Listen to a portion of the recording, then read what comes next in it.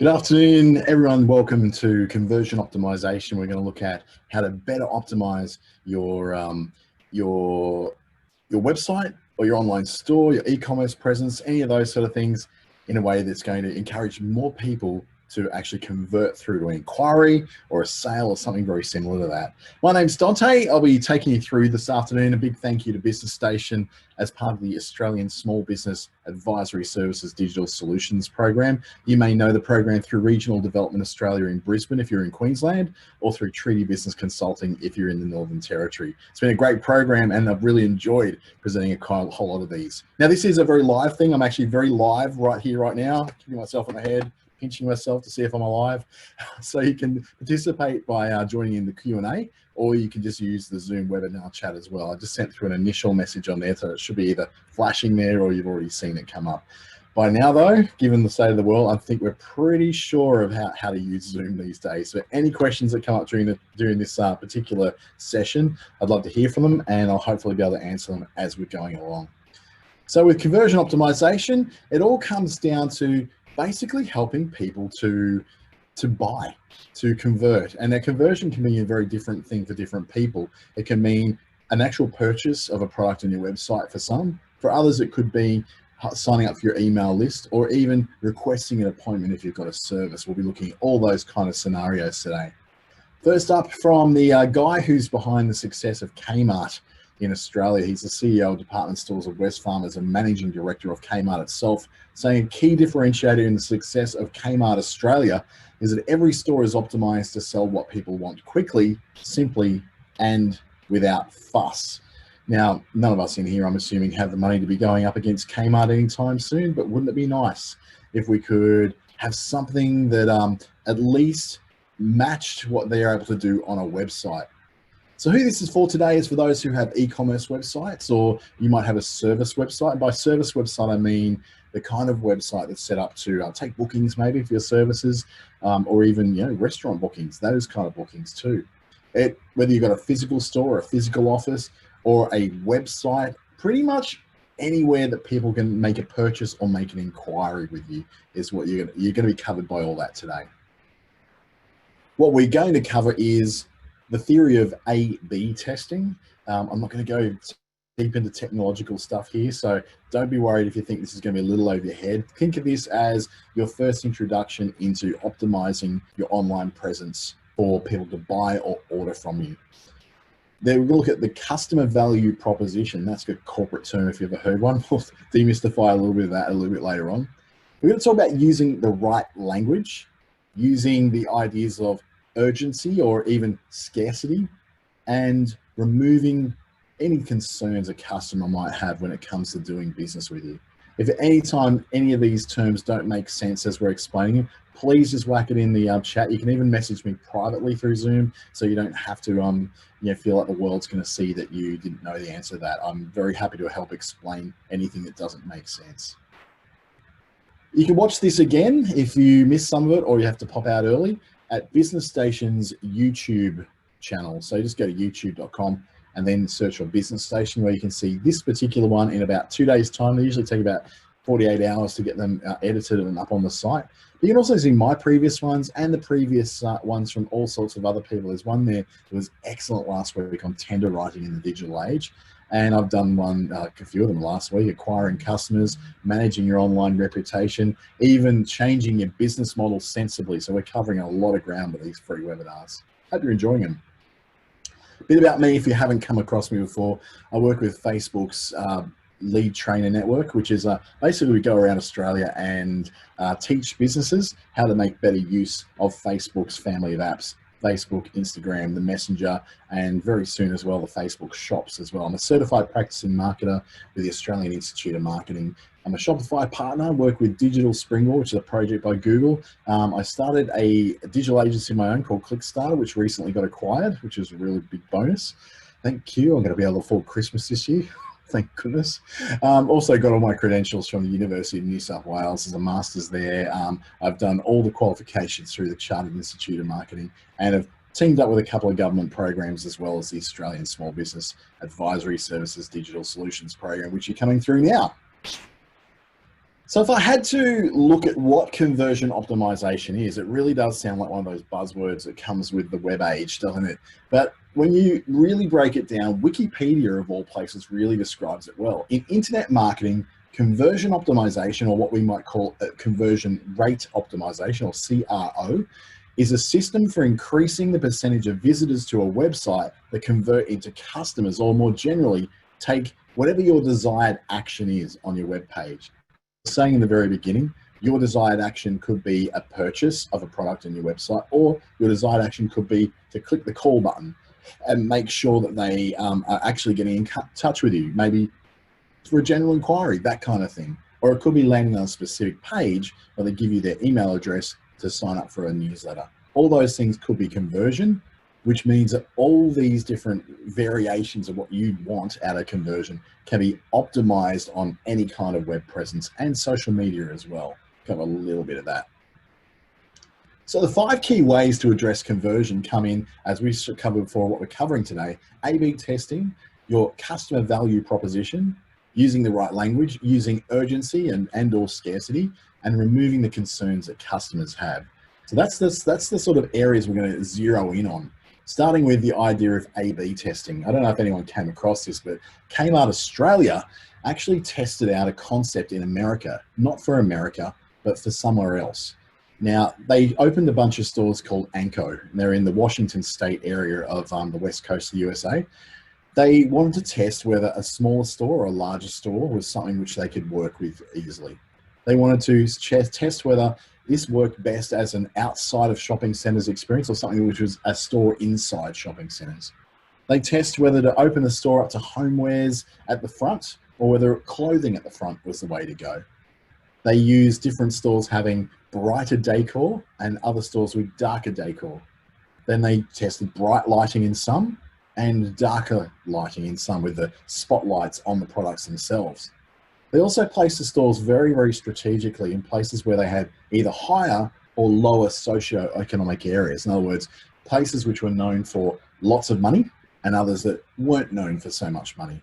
And those of you who are really quite clever, you might have noticed that Anko is the homewares and clothing brand that Kmart uses inside their stores. So if you bought an XXL t-shirt out of the menswear, chances are it's going to be Anko as the brand of where it's coming from. In fact, most of Kmart's internal brand stuff is called Anko, and it stands for another kind of, which is really, really, oh, sorry, a new kind of, I missed the N, a new kind of, and then it was anything, new kind of clothing, new kind of fashion, new kind of homewares. Great to hear from Kmart on all that, but what was all of this in order for? Because that's a lot of money too. There's about 6-7 stores across Washington state where they tested this. There's a lot of money to get to. So why were they doing it? It was all about this. You have no doubt in the last month and a half, 2 months, have heard that a lot of Target stores are closing down, and a lot of them, even more than the ones that are closing down, are the ones that are converting from, say, Target Country or even Target to a Kmart concept store, but they didn't actually name it and say they're definitely converting to Kmart. Because I go to somewhere like Catherine here in the Northern Territory, they have a Target Country store, and it's nowhere near big enough to host a full-blown Kmart. But it might be big enough to host a smaller concept store like the Anko concept that they were testing out in the US. Now that test only lasted for a year. Those stores came and they went. And you know, we might think of that as a very, very expensive way to do it. But when you're looking at an $8 billion retail empire, you're then starting to see, well, okay, that could be a really good test for them. And they've done it outside of Australia, whereas if they failed here, they couldn't do it here. If they fail over there, well, then it's pretty contained and they can run it here. But likewise, when it comes to your website, an A/B test doesn't have to require opening up stores. It could just mean different experiences on your website. And a lot of website platforms like Shopify for shopping sites, BigCommerce lets you do it, even WordPress through the Divi or the Elementor builders that allow you to build really cool looking pages within WordPress, allow you to do a thing called A/B testing, which will mean that as people come into your website, the first one will get sent to option A, and the second one will get sent to option B, and then the third one will get to A, fourth one will get to B. So over the course of a day or a week or a month, about the even amount of traffic goes to both. Now, that could mean that you've got a version of your website that has a bigger font than the other. It could have a black background or a white background. It could have a different logo. It could have a different website layout altogether. A lot of today's website builders allow you to do this. And whilst it may seem a big enough project just trying to build a website with one view, then to have two might seem like a lot of extra work. But when you're talking about something like e-commerce, or you're talking about something which is expecting to get a lot of traffic, say through your web traffic coming from Facebook or ads coming from LinkedIn, you want to make sure you're getting the best possible result you can. So as part of that, you want to test which version of your website is the better or the worst. And then you can go, okay, I'm going to turn off the worst one and throw everyone going through to the better version. And by saying better, we're talking in terms of, yes, we're sending equal traffic to them, but one of them is going to perform better than the other when it comes to conversions, which it comes to clicking the add to cart button or clicking the purchase button or clicking the contact button. Anything you wanting to measure in terms of what is your preferred outcome gets measured that way. So this is a much smaller way of Kmart doing it, but Kmart and many, many other retailers online are doing this all the time to figure out what seems to work best with their consumers, what seems to lead people from being just a visitor to flipping over to become an actual paying customer, or being a visitor who then makes a booking or makes an inquiry. So what you can test for in a A/B test is things like headlines. So that you can write one headline's a little longer, one's a little shorter.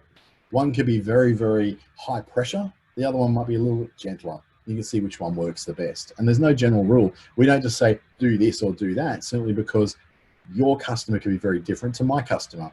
My website could be very, very different to your website. The ability to be able to do writing like of headlines is a bit of an art and a bit of a skill. It's why we have copywriters out in the world who do this for a living. So something that might work for me may not work for you.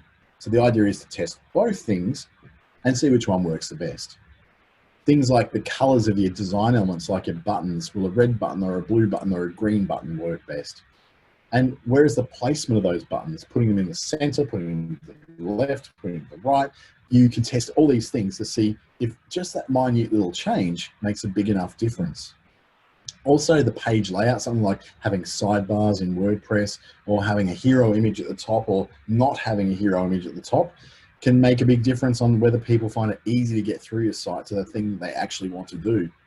And the copy, which is a fancy way of just saying the words, the text, that can be changed dramatically between one and the other. You might find that when it comes to books, people want to read more of a preview of what they're going to buy. But when it comes to clothing, they want as little writing as possible because they want to see more pictures. They want to see more views of what that dress or what that item of clothing is going to look like potentially on them.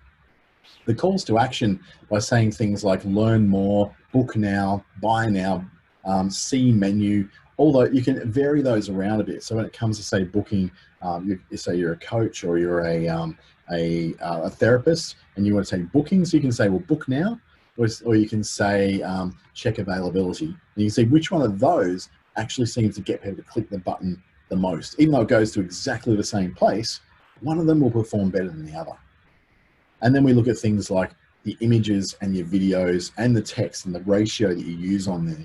Do your customers and clients or potential people who are going to work with you, are they preferring lots of text or do they like a video? Or are they more of an image people? They like to be able to see an image, have a bit of text, or they are just video people all up. Test both of those options. Test something with more video, test something with more text, and see which one works the best. Now, naturally, you don't have to just do an A/B test. You can have an A B, and a C test, or even a D test. You can test 15 different variations. My recommendation would be you're a small business, so do what you can handle. An A/B test might just be enough. Now we look at this rather big marketing term called customer value proposition. It's all about the customer or the consumer understanding what exactly you are offering, what's in it for them, so that they will ask internal questions without even knowing them. Things like, what is it that you do? Then they'll be, well, why should I care about what you do? How do I even believe that you can do this? And where do I begin to take the first steps to deal with you, buy from you, book with you? So when you're looking at a customer value proposition, it's about being abundantly clear about what it is you do. And being clear is something McDonald's are really good. This is a really good example. The current website, the current front end, they've made it so that there are limited options to choose from that front page. They don't have a very big menu. There's like 3 items on the menu and then a link through to your My Macca's rewards app. They have one big hero image that does have a slideshow that goes to various other items, but whatever their priority thing is, that's the thing you'll see first. So at the moment, it's the cheesy burger range and the mozzarella sticks, which are around for a limited time only, which is a good thing because I could do a lot of damage to my cholesterol levels there. And then down the bottom, you've got only those 4 individual things you can do. So find a Macca's restaurant, mobile order and pay, look at McDelivery, and you can then go and rate the experience you had at Macca's. These are the things that they're trying to drive people to do. Their conversions on this website are all geared towards those things you can see on that front page. You'll also notice that everything is short and straight to the point. It's not cheesy range available for limited time only, and then it explains in 15 paragraphs the various features and benefits of having more mozzarella cheese on your burger. And it's also clear about who they are. It's about food, fast food, convenient food, but delivered in a way that kind of looks a little bit classy. They've used blacks and grays to sort of frame everything up to make it look a little bit more classy than what it is. This is a far cry, I guess, from the very strong reds and yellows that were in use by Macca's many years ago, when they were the motivating colors to get people to eat. They were the hungry colors. So being really clear is really important. We can see another example here from Hubert's Lemonade, an American lemonade company, kind of like in the same, really in the same vein as iced tea that we buy here too, except this is all lemon based. That said, it comes in flavors that are not lemon, but they really want to get that lemonade thing across. So you'll see that the lemon is appearing on their bottles, is appearing on their websites, appearing on the call to action over there on the left. They're all things that are very clear that you need to know this is Hubert's Lemonade. Then you can see it's definitely a drink because you can see bottles. And it's pointing straight to something that's saying the value proposition of drinking Hubert's Lemonade is that it's happiness in a bottle.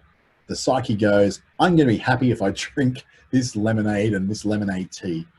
And it's a really clear thing. Again, they've only got 4 options up there at the top in their menu. None of these great big giant menus with 2 different levels and 15 different items across the top. It's just our products, our story, find where we are, and there's another one there which is about their pop-up or their stalls they do in food trucks and stuff.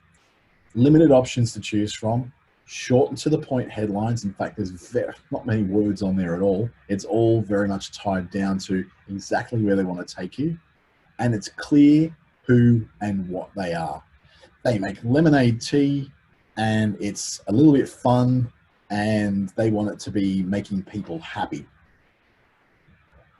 An example of where this is not clear is the hot dog cart store. And you can probably find this, although it has been used quite a lot as examples in various websites of how not to do conversion optimization. There's a lot of options to go here. Look, there's our carts, free training, shipping prices, NSF, whatever that is. Questions, used carts, build a cart. There are so many menu items going on. There's also a couple of different brands going on. They've got the hot dog cart store, but they've also got Buy Ben's Carts. Then they got claims that they're the world's largest street food vendor resource website, whatever a street food vendor resource website is supposed to be. Then they're also claiming they're the largest, most comprehensive training website for pro vendors.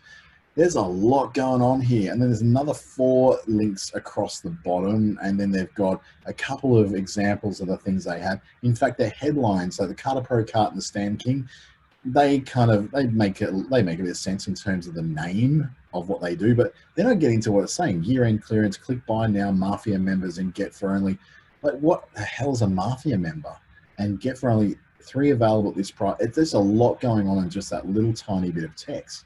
Then we go to the Cater Pro cart. The Cater Pro hot dog cart will outwork the best vendor, capable of serving huge crowds and an endless menu. This mobile code, and then it sort of just gets cut off.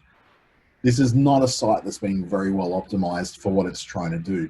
Essentially, what they're trying to get you to do is to buy these carts, which, okay, you can click on those to look for them, but I'm sure they do more than just those 2 carts.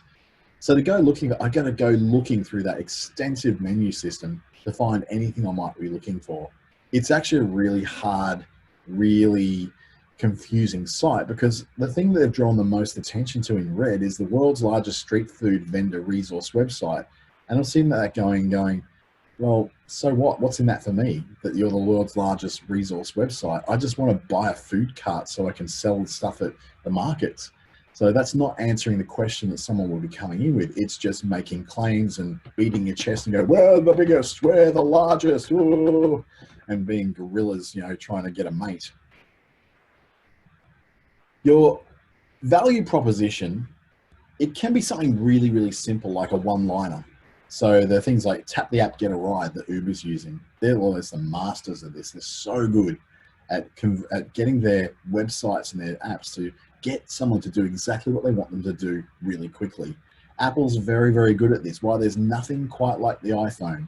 A really cool, strong statement that was made about the iPhone. I think that's the iPhone 8, that particular one. And it just says what it needs to. It's saying, this is exclusive. This is special. This is unique.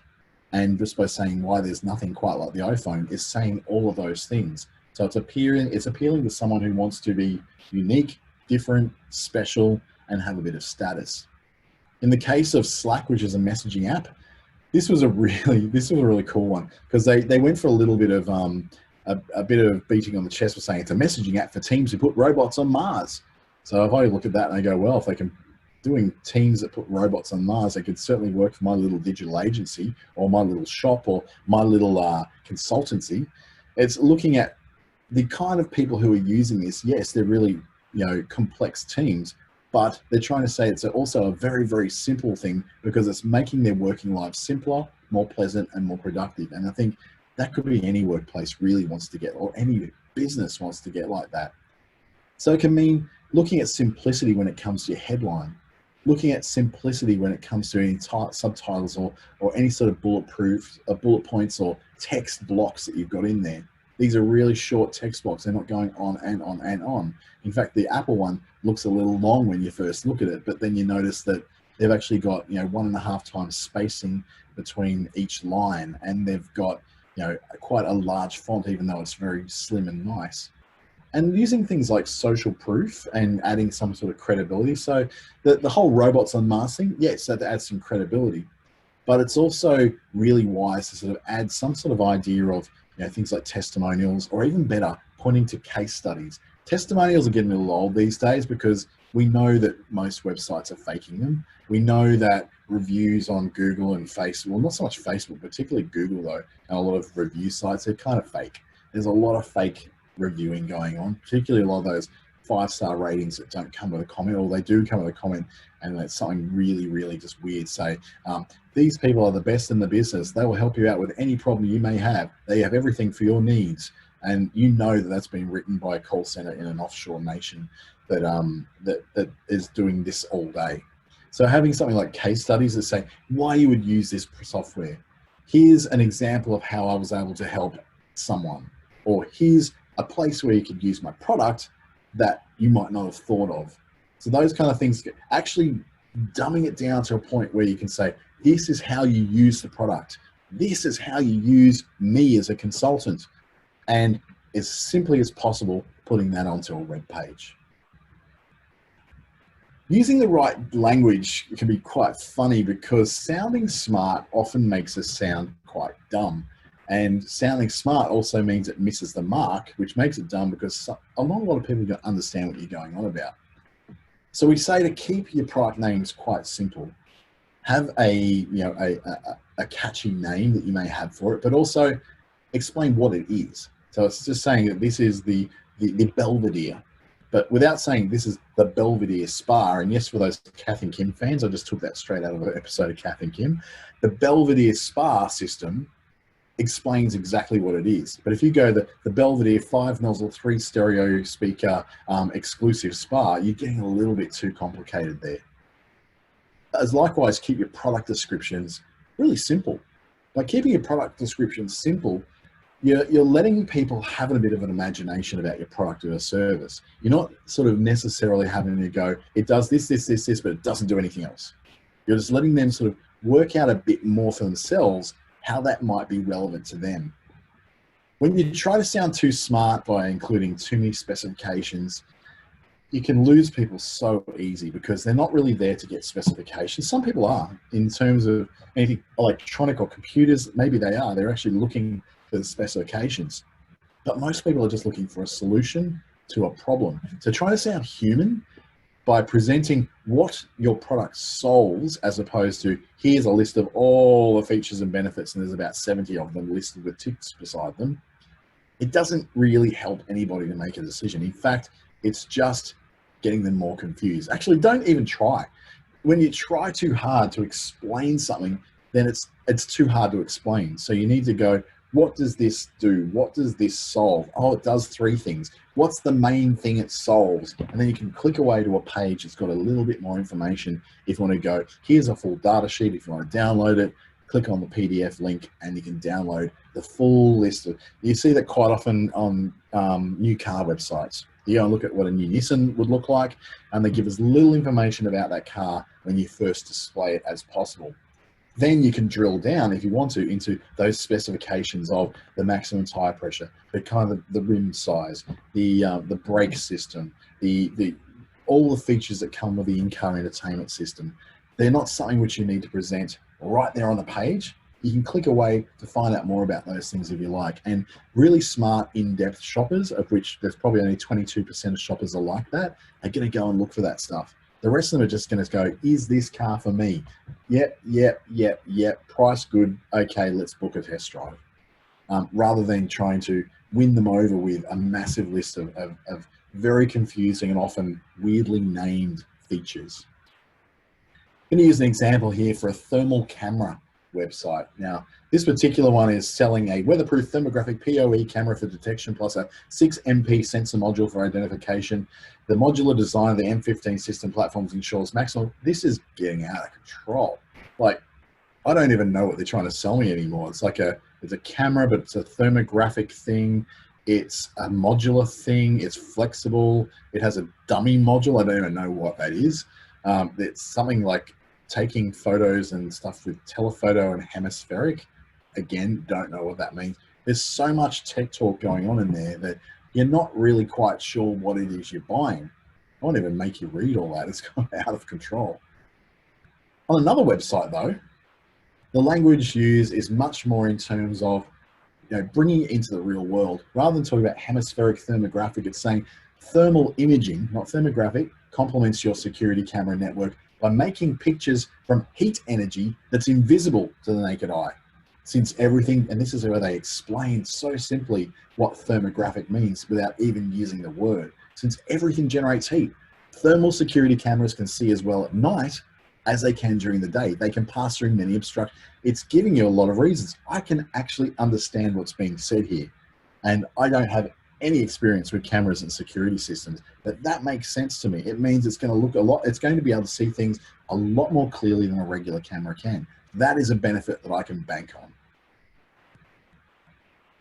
When it comes down to the right language, there's a really good way, and this could be something very, very useful to you when you're in networking situations or when you're meeting someone for the first time or being referred somebody from the first time, and they ask you a little bit about what it is you do. It's always that second question that gets asked in any kind of meeting, apart from who are you and here's my name. It's like, well, what do you do? Where do you work? In the elevator pitch, it's very simply broken down into 5 points. I am, that's your name. My business or product or service is called, and you name it. You know how there's a problem that needs to be solved. Well, I solve that by doing and what I do is perfect for this kind of client. So an example would be, let's just take yoga studios. I don't know why, I've never done yoga. So I'm going to try something a little bit different. I'm going to use a function center. Okay. So I am Dante. My business is Ethereal Dreams Function Center. I really made that. You know how it seems that getting a place to host a meeting or a party is really, really expensive? Well, I solve that by having a big function room that can be broken into up to 10 smaller function rooms really easily.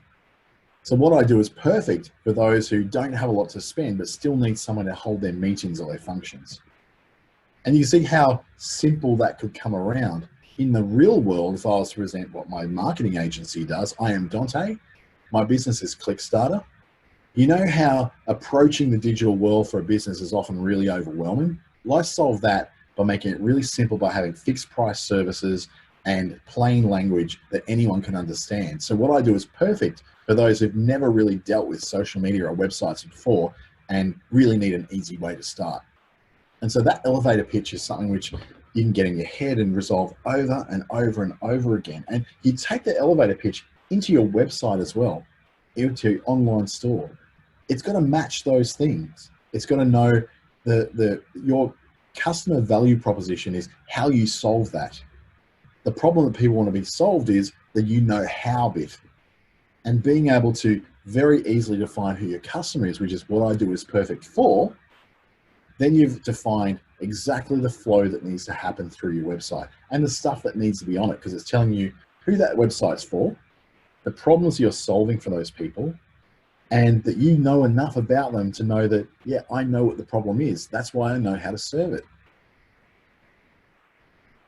You can also use things like urgency and scarcity to help you get a lot more out of the people visiting your website. You ever heard the idea of paralysis by analysis? Well, it's quite often you can walk into a store and there's so many choices that you don't know what thing to choose. And this is a problem that I'll bring up Kmart again. Kmart used to have this quite a long time ago. They would sell 10 different varieties of one kind of product, and that one product just wouldn't move. Those 10 different varieties wouldn't move either, because you get there and go, I just want to buy a ball of string and here's 10 different kinds of balls of string. I don't know, I'll just buy the cheapest one. And what would happen is that everything would be erased to the bottom. So Kmart addressed that by reducing the amount of individual items they sell in their stores drastically down from 100,000 to something like 5,000 items. And in that, they reduced the amount of things they had to buy, the amount of shelf space they had to have. So you've got a lot more room to move around their stores now. But they also were able to carry a lot more different kinds of things. So you'd have one vanilla scented candle, not 12. You would have, a couple of very large pillows, but not 22 of them. It made it very easy for people to choose. Now, a similar thing was this jam study. A grocery store conducted a test of tastes for jams. You could taste 24 different choices of jam, or you could test 6 choices of jam. Now, whilst more people were attracted to the 24 choices of jam, more people actually bought the jam afterwards, but 10 times the amount bought the jam afterwards when there was only 6 that were offered. And a lot of this came down to, I don't have the time or the inclination to sit there and taste all 24 varieties of jam. But when I've got 6, I might choose 2 or 3, and that doesn't seem to be a huge thing. People are largely motivated by what they're going to miss out on. So for instance, if we think that we want to buy the best jam, but to select this one jam means I miss out on 23 others, that's an overwhelming choice, because it means that, oh my goodness, it's 1 in 23. I'm losing 23 jars of jam here by choosing one. Well, there's only 6. It's not so much of a great of a loss. You go, I'm going to choose one jam. That's okay. Next month I'll get another one. In a few months, I'll actually have gone through all 6 and I'll be trying them all. That's great. 24 months is going to take you, well, I don't know how jam goes at your place. It takes us 6 months to get through a jar of jam at mine. So you could be taking years and years to get through all those different jams.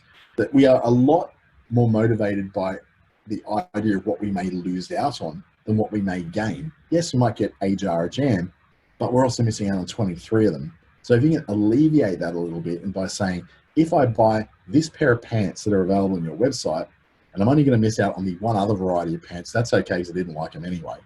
Whereas you go, I buy this one pair of pants that's available in my size, and there's 16 other varieties of pants that are pretty similar, that are also my size, I'll probably obsess more about it. Or what I'll do is end up going and buying the cheapest one, because they all kind of look the same.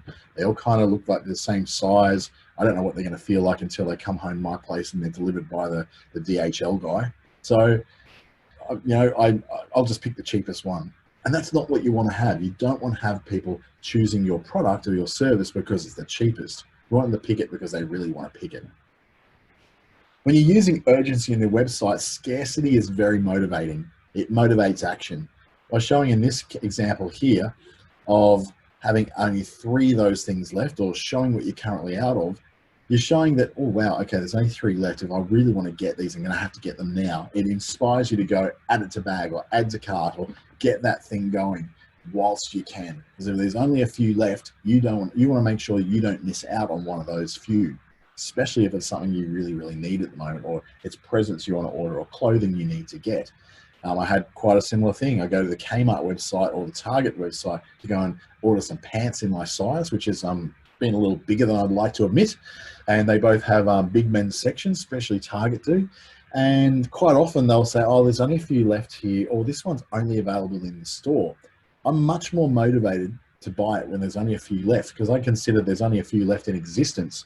And I don't know when they might get them back in. We know the supply chains to China and Bangladesh and India for textiles is really bad at the moment due to COVID-19. So I better get this thing now. So optimizing for someone to buy as soon as possible when they get into your site is more important right now than ever, because the supply chains are so badly affected.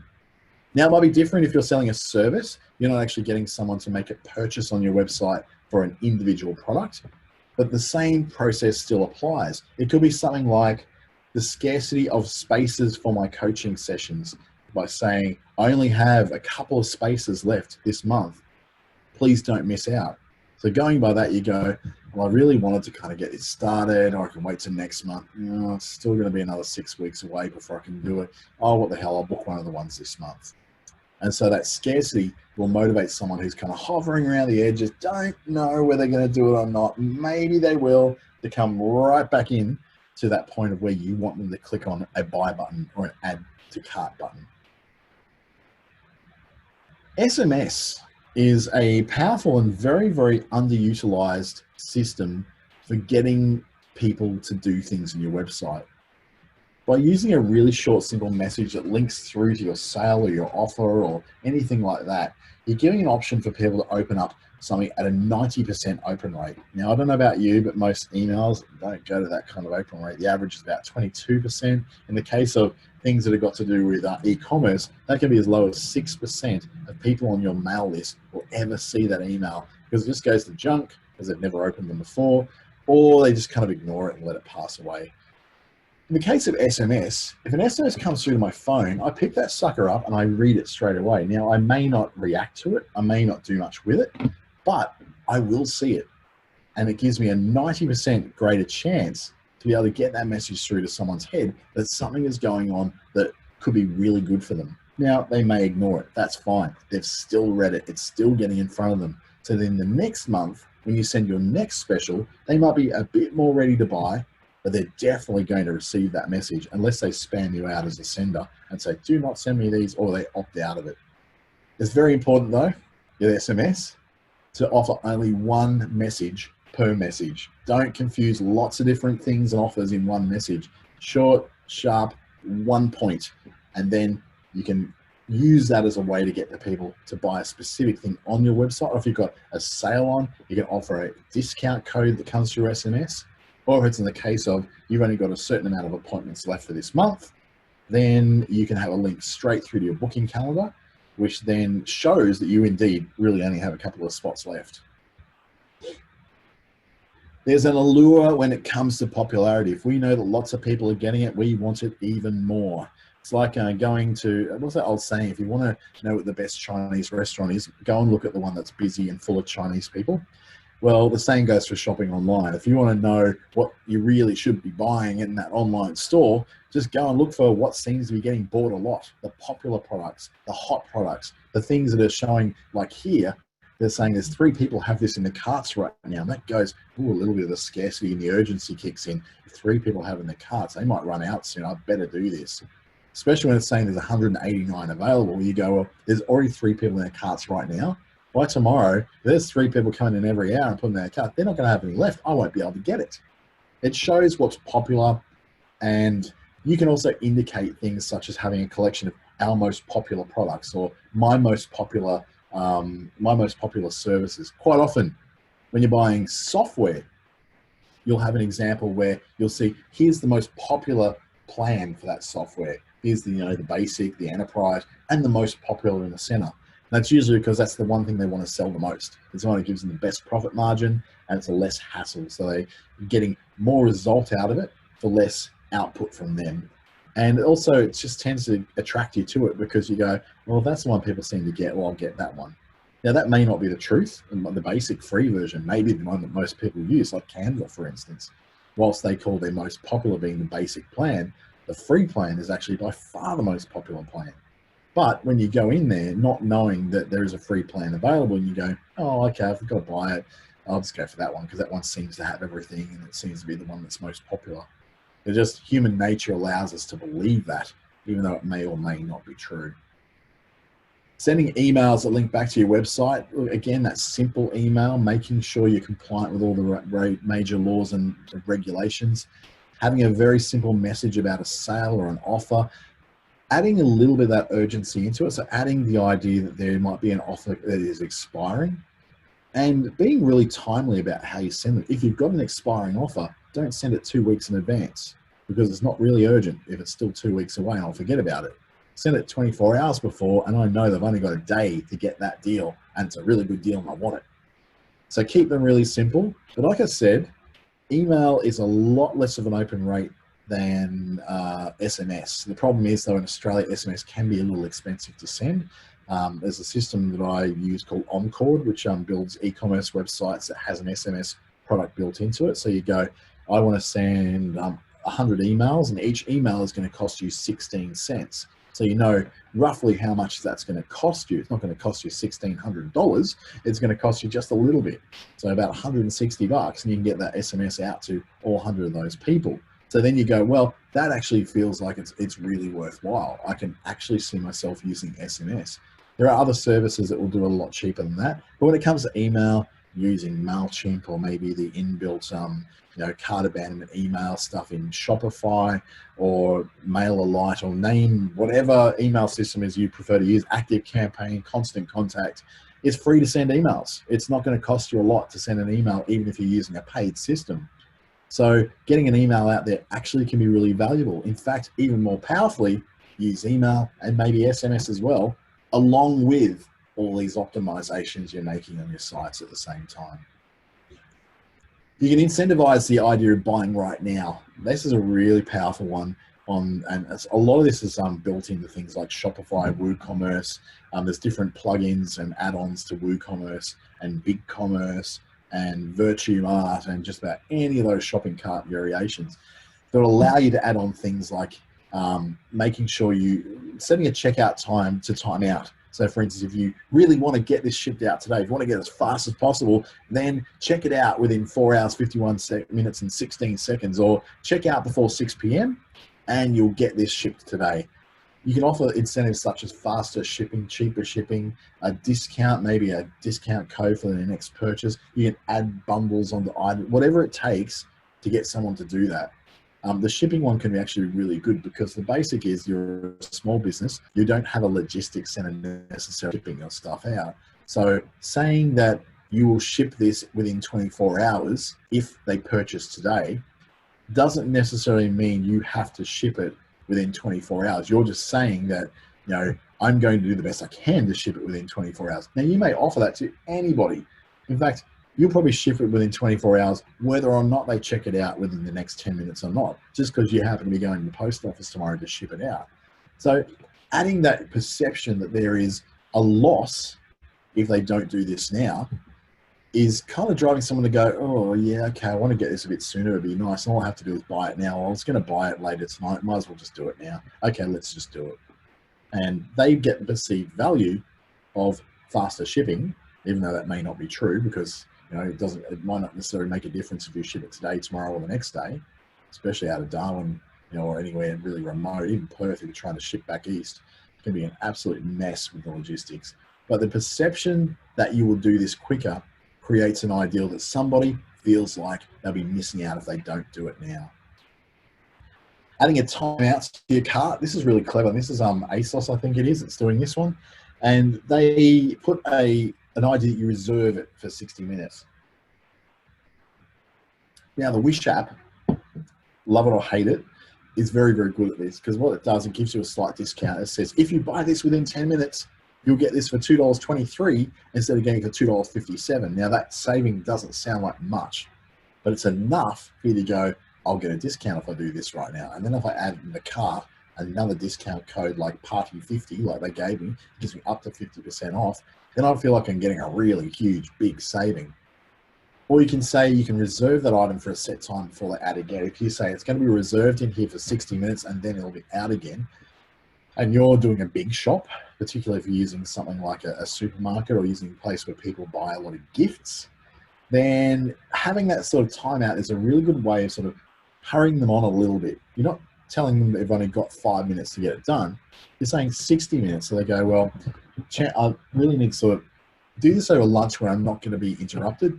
So great, I'll do this now. So I can get it done within that 60 minutes. And if you're incentivizing urgency, such as going, well, you actually get this at free Premier delivery, or you'll get this at free standard shipping, or you'll get an extra little gift, which could just be, a little gift card that comes in there, or a pin, like a little, brooch kind of pin you can stick on, anything like that, just to give an incentive to make sure that they click that add to cart and purchase button as soon as they possibly can. Another way is to use your website chat as more than just a, hey, I'm your engaged bot. If you have any questions, I'd like to help you answer them. A lot of that can be used to actually generate that sense of urgency by going, hey, we thought you reminded you you're offering free shipping on all orders for the next 24 hours. Or, hey, just wanted to remind you that we're offering a free gift just for purchases today. So instead of just a generic pop-up that's saying, hey, if you need some help, I'm right here for you, actually give it some value. Use that pop-up if you've got a chat bot or just something that pops up to say, hey, answer this, give me your email, which will go in your email system then, and we'll send you a discount code or a shipping code or whatever it is. We'll send you a free download of a PDF that contains our recent lookbook, anything like that, that makes your chatbot help people to move along quicker to making a sale. Or even if they're not going quicker, if they've got an email coming to their email, they're going to go over there and they're going to go, well, even though I've been interrupted from the shopping process by this, I've got an extra reason now to use it. I've got a code that's going to expire within 24 hours. I better go and use it. And it rushes them back into that process again. Use this to state codes, discounts, to make claims that, that things will be shipped quicker if they buy it today. Or you can do that whole thing if you're taking appointments to go, there are limited times available this week or this month. And if you'd like to see my calendar, put in your email and I'll send you a link to the calendar. Now, even though they're on the site where they can see the calendar straight away, the idea is of, oh, okay, I want to see the calendar. Yeah, okay, I'll click that, give them my email so I can go straight there. There's a perception that it's going to take them less time and take less energy in order to do this thing. Basically, humans, like any animals, are driven by a sense of saving calories. We want to get the most out of the calories that we consume every day, and we don't want to waste them. We don't want to waste them having to click around a website. Brain power takes calories. Every action you do, every gesture you do costs you calories of some sort. So whether it's getting up and walking down the hallway to go and ask someone a question that you could easily just pick up the phone for, we always think of how to save calories. The same goes for on your website. The more calories it takes in their brain and for their clicking hand to go around and find something, look for something and do something, the less likely they are to do it. So that will come to, I guess, our must-haves and our basics at the end of this one. You can, using your website chat, yeah, that's great. And all these things are fantastic with scarcity and urgency, but they don't replace the full job of optimization when it comes to your work with your website or to your shopping experience. It has to work hand in hand with it. So you optimize everything to be the best it possibly can be.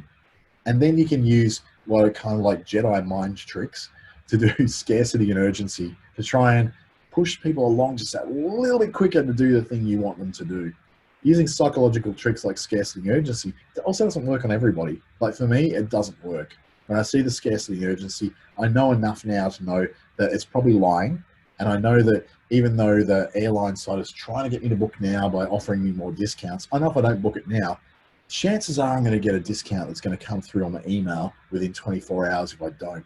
So I've learned to work with the system and ignore the scarcity and urgency. In fact, I've learned how to game the system. But I represent probably about 12 to maybe 10% of shoppers who know to do that.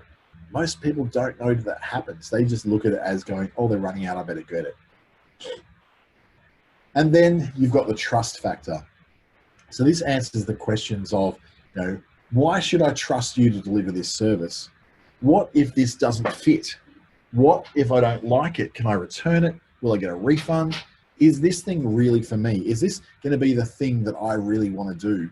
And that's where you go, well, am I going to waste money? Am I going to do something that's really bad? Am I going to do something which is I'm going to regret later? And that's where you go, well, I don't know if I'm going to regret it. I don't know if I'm going to be able to get a refund if I end up regretting. And you get that paralysis of analysis. You end up using too many calories in your brain to try and work out whether you want to actually buy this thing. The trust factor goes in these kind of steps where someone goes, first of all, when they don't trust you at all, they go, you don't understand my problem well enough. Then as the trust starts to build a little bit, you get to, you understand my problem, but I don't believe you could solve it. As they get to trust you a little bit more. Oh, you understand my problem and I believe your product works, but my situation is special and I'm not sure if it's going to work for me. And as they get right towards the end of that that trust factor towards you, oh yeah, you understand my problem. I believe it works, even though my case is special, but you're more expensive than the next best alternative. So, I don't really want to buy. So overcoming these objections, which are basically all the objections that someone could probably give you just in different words, is where optimizing your website can become very, very powerful for getting people across the line from zero trusting what you're doing or knowing whether you can actually do it, right through to the, okay, well, I know you're more expensive, but I trust you a lot more than the other guys because you've answered my concerns a lot quicker than what they did. You do this by being very specific when you're explaining what problem your product actually solves or your service. There's so many coaching, PTs, personal coaches, personal development trainers, all that are so vague about what it actually is they do. You're going to get more out of life and feel boundless energy. Well, that's great, but is that going to help me pay my bills, earn more money, and feel better about myself? The ability to be able to explain in very specific terms to a very specific kind of client what it actually is that you do. Not, oh, I coach or I advise or I consult. It's like, I help businesses to not just survive, but thrive. Answers a question for a business owner who's having a bit of trouble. I sell makeup that empowers women to feel more confident in the skin they're in. Answers a question about a woman who wants to look great for a job interview. Showing references and ratings and awards, they often offer that extra little bit of trust factor. There's a reason why I do all my badges at the beginning of a webinar, because I want to let you know that I know what I'm talking about here. This is stuff I work with all the time. I'm not a rookie. This is not my first rodeo. So I want to show you that through saying, here's my certifications. Here's the stuff I've had to do to get to this point where I can do a webinar with you. Showing that kind of proof of your ability to be able to deliver these ideas or to sell that product or to be able to take that booking means that you can be trusted. So you get past all those previous screens, you get past all that, you don't understand my problem, your product probably doesn't work, my situation's special, you're too expensive, and gets to the point where people go, I think I trust what this is, and I think you can really help me out with this. In fact, I'm going to step across and press that button to call you right now. I say showing case studies rather than testimonials is a great idea. Case studies give a very specific look at how you're able to address a very specific problem with a very specific kind of client or person or individual, rather than getting testimonials from faceless, nameless people that you've probably made up anyway. In fact, testimonials on websites are worth pretty much zero. I know the old school method is to go, tons of testimonials, get people to do testimonials, video testimonials. Problem is, you can fake all that. You can get your friends to do it. Heck, I've even done it for a few clients in the distant past as well, where they were family and friends doing a video testimonial, say, oh, this particular service is fantastic. I used it to do this. it came off as so wooden because they weren't being real about it, because they'd not actually used the service and they hadn't been impacted by the service. So the lies they were telling were caught out as lies because they'd never done it. And it was really, really cringeworthy. Thankfully, we decided not to use it in the end. If it comes down to price, and if it comes down to comparing what they have with what you have, draw the comparison for you. So often software companies are great at this because they'll say, okay, we know that our product is kind of like product A over there. So here's a comparison step by step through what they offer and what we offer. If you're confident about what it is you offer and the price you're doing it at, then you're in a position to do some really great comparison lists and say, this is what I do. This is what the normal psychologist does. This is what my lipstick does. This is what the normal lipstick does. So you can then show us side by side and be honest about it too. Oh my God, that sounds weird when it comes to marketing, but being honest about the fact there's a couple of things yours doesn't do, but overall it does more than them, and look at the price difference. I'm coming in at 25% less than them, or I might be more expensive, but look at all the extra stuff you get. This is where you can get a little bit more technical and having a list of your features and benefits by having some kind of comparison table. So you can say, compare this product with our competitor. You do it before your shoppers will do it, because they will do it anyway. They're going to go and compare you with the other guys. So you might as well jump in and say, here's a comparison already, so you don't have to shop around. We've done the shopping around for you. It all comes down to these basics though. Don't give them a reason to not buy from you. Have a fast website that's uncluttered and it's easy to find how to get in touch with you and how to contact you. Stop over explaining stuff. Keep it as simple as you possibly can.